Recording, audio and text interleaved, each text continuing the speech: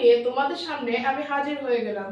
ভাবনার খোরাক 1-এ যে প্রশ্নটি ছিল সেটি 2017 সালের বাংলাদেশ গণিত অলিম্পিয়াডে প্রাইমারি ক্যাটাগরিতে এসেছিল। প্রশ্নটি ছিল ত্রিভুজ এবিসি একটি সমদ্বিবাহু সমকোণী ত্রিভুজ, সি কে কেন্দ্র করে একটি বৃত্ত আঁকা হলো যা বিসি এবং এসি কে যথাক্রমে তাদের মধ্যবিন্দু ই ও এফ বিন্দুতে ছেদ করে। বৃত্তটির ক্ষেত্রফল যদি 36 পাই হয় তাহলে ত্রিভুজটির ক্ষেত্রফল কত? তো আমরা এই প্রশ্নটির এখন সমাধান করব। তো আমরা সকলেই জানি বৃত্তের ক্ষেত্রফল পাই আর স্কয়ার।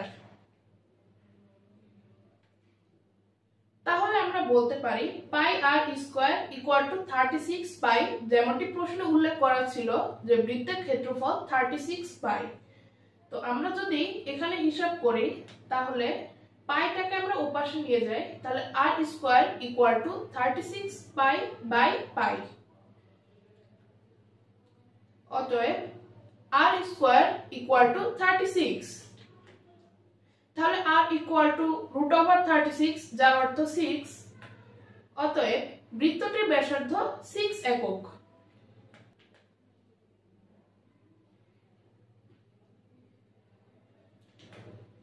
যেহেতু এফ হলো এসি এর মধ্যবিন্দু, অতএব এএফ ইকুয়াল টু সিএফ।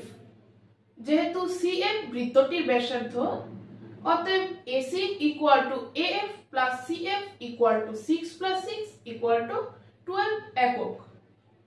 যেহেতু ত্রিভুজটি সমদ্বিবাহু, অতএব অপর বাহু অর্থাৎ সিবি যার দৈর্ঘ্য অবশ্যই 12 একক। এখন আমরা যদি ত্রিভুজটির ক্ষেত্রফলের ব্যাপারে আসি, আমরা সকলেই জানি ত্রিভুজের ক্ষেত্রফল হাফ ইনটু ভূমি ইনটু উচ্চতা। এখন আমরা আগেই ভূমি হিসেবে সিবি পেয়েছি এবং উচ্চতা হিসেবে এসি কে পেয়েছি। আমরা সিবি এবং এসির মানগুলো বসিয়ে দেব, হাফ ইনটু 12 ইনটু 12।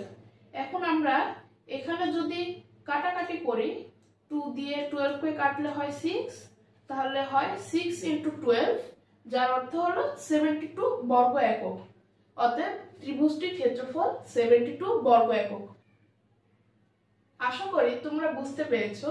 এমন আরো মজাদার ভিডিও পেতে আমাদের চ্যানেলটিকে এখনই সাবস্ক্রাইব করে রাখো। See you in the next video. Bye by.